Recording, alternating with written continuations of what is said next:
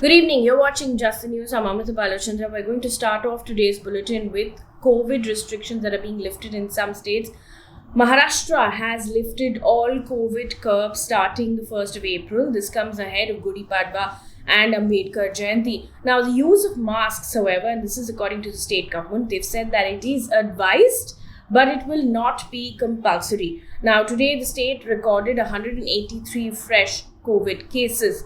Following suit, we also heard from what the West Bengal government plans to do. They've announced to withdraw all COVID-related restrictions imposed in the state. However, the government in its advisory has said that the wearing of masks, hand hygiene and sanitization of public places should continue to be strictly observed until further orders.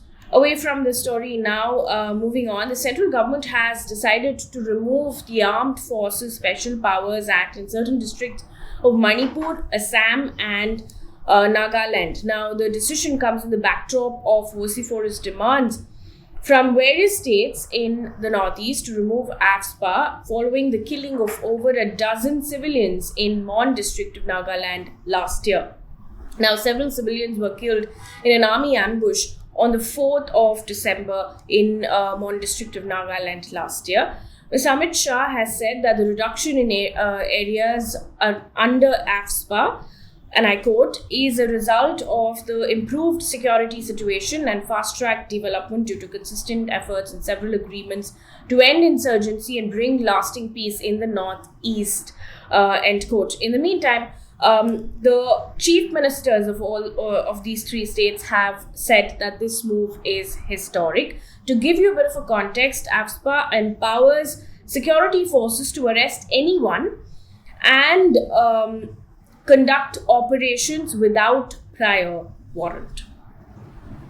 Now, continued focus on fuel price rise. It is the 9th increase in 10 days. The total increase is 6.40 rupees in just 10 days. We'll put up the chart of what different cities are showing at this point, the cost of petrol and diesel. Prices have risen by 80 paise. The actual cost of fuel with freight and dealer commissions is about 50 rupees, and you will see that petrol is above 100 in most big cities, and in Delhi, petrol has crossed the 100 rupee mark. In Mumbai, for instance, diesel has also crossed the 100 rupee mark. Also, Congress leader Rahul Gandhi has led a protest against fuel price hike along with other Congress leaders in Delhi's Vijay Chowk. The Congress also launched its Mehengai Mukt Bharat Abhiyan, which will continue till the 7th of April. In the meantime, Union Road Transport and Highways Minister Nitin Gadkari has said that the prices of all electric vehicles will be equal to the cost of petrol vehicles in the country within 2 years. And he made this statement in Lok Sabha. He said, and I quote, "Due to petrol and diesel costs, we are facing crucial problems. Already we have seen the situation. So this is the only alternative fuel. I mean green hydrogen, electricity, ethanol, methanol, biodiesel, bio-LNG and bio-CNG. We will work in that direction." End quote. News coming in from Tamil Nadu. The Supreme Court today upheld Madras High Court's decision to dismiss a state court law that provided a 10.5% special reservation to the Vanniyar community in government jobs and educational institutions in the state of Tamil Nadu. Now, the Supreme Court said, and I quote, "We are of the opinion that there is no basis to treat the Vanniyar community as a separate group compared to other backward classes," end quote. Now, the AIADMK government had passed the Vanniyar Reservation Act in February last year, just before the Model Code of Conduct came into effect for the state elections in April. Meanwhile, Punjab Chief Minister Bhagwant Mann has ordered Punjab schools against imposing any hike in school admission or tuition fee. Now, the Chief Minister also ordered that no school can force parents to buy books, stationery and uniform from a particular shop. The move is aimed at breaking the monopoly in education business. News coming in from Bihar. The Chief Minister has said that whoever drinks are mahapapis or sinners and not Hindustani is what the Chief Minister has said, quote unquote. The Chief Minister was speaking while taking part in a debate on the proposed amendments to the Bihar Prohibition and Excise Act 2016. Now, Bihar Chief Minister Nitish Kumar said, and I'm quoting him verbatim, I would call them Mahapapi. I would say those who are not following Mahatma Gandhi and not even Hindustanis, they are incompetent people, end quote. Now, the Chief Minister also said that families of those who would die or drinking spurious liquor would get no relief. An update on the Rajasthan doctor suicide case that we told you about yesterday. A local BJP leader in Rajasthan has been arrested for instigating a mob to harass a doctor after the death of a patient in a private hospital she owned. Dr. Archana Sharma died by suicide after police filed a case of murder against Dr. Sharma and her husband. The complaint was filed by family members of a woman who died due to a hemorrhage shortly after giving birth at Dr. Sharma's hospital. Now, since then, we've seen protests take place in Delhi and Rajasthan, with doctors demanding the state police to withdraw the cases against them. An update now on what's going on in the Parliament. Lok Sabha on Wednesday passed the Delhi Municipal Corporation Amendment Bill 2022, which merges all three municipal corporations of Delhi into a single entity. Now, the bill was passed by voice vote and various amendments moved by the opposition members were rejected. In the meantime, in Rajya Sabha, 72 members retired, including P. Chidambaram, Anand Sharma, Jairam Ramesh, Suresh Prabhu, among others.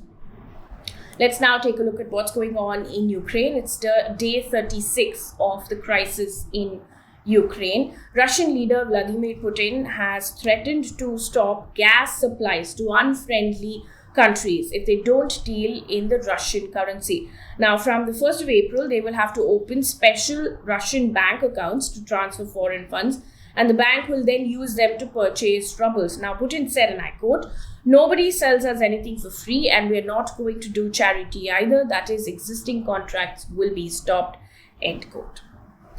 In the meantime, the situation in Mariupol gets worse day by day. However, the good news is Russia had declared a one-day ceasefire in Mariupol, which is one of the worst affected.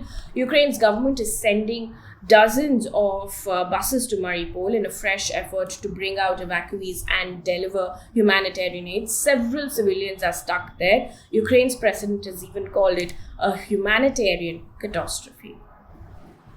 Meantime, NATO's Secretary General has said that Russian forces in Ukraine are not withdrawing, but regrouping instead. This comes after Moscow's announcements about a scaling down of military operations around Kyiv.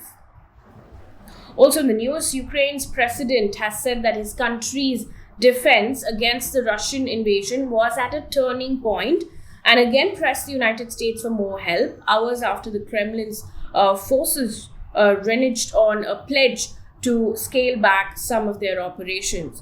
The talks, however, between Ukraine and Russia is set to resume on Friday by video. The White House, in the meantime, has pledged an additional $500 million in direct aid for Ukraine. This comes after Ukraine's president had pressed the Biden administration and other Western allies to provide Ukraine with military jets. Meanwhile, the US and Australia have criticized India for considering a Russian proposal that would undermine sanctions imposed by America and its allies, showing a deepening rift between the emerging security partners, and this even as Russia's foreign minister has traveled to Delhi for talks. Now, US Commerce Secretary has said, and I quote, "Now is the time to stand on the right side of history and to stand with the United States and dozens of other countries, standing up for freedom, democracy, and sovereignty with Ukrainian people and not funding and fueling and aiding President Putin's war," end quote.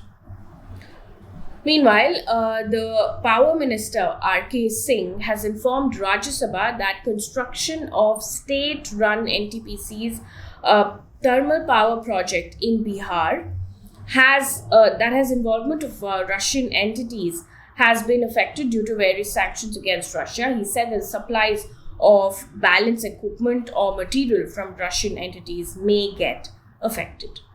On to other international news coming in from Sri Lanka. We're going to start off with Sri Lanka. The power minister has said that the country is turning off street lights to save electricity. Now, the island of 22 million people is struggling with rolling blackouts for up to 13 hours a day because the government does not have enough foreign exchange for fuel imports. It's also facing a shortage of fuel, paper. We're also seeing reports of shortage of food items and the fact that a lot of civilians will have to stand in lines at gas stations, which is also leading to protests. And one piece of positive news before we wrap things up here on this bulletin: International Transgender Day of Visibility is celebrated every year on the 31st of March, which is today, as an annual event dedicated to celebrating transgender persons and raising awareness faced by them in every sphere of life. So there were several members of the community who observed the day with a rally at College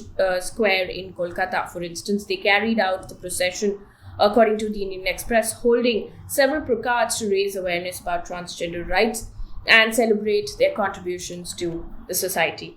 That brings us to the end of this bulletin. Thank you so much for watching. We've taken your feedback on the fact that you want shorter bulletins, so we hope we done justice to that. Keep your feedback coming. Thank you so much for watching.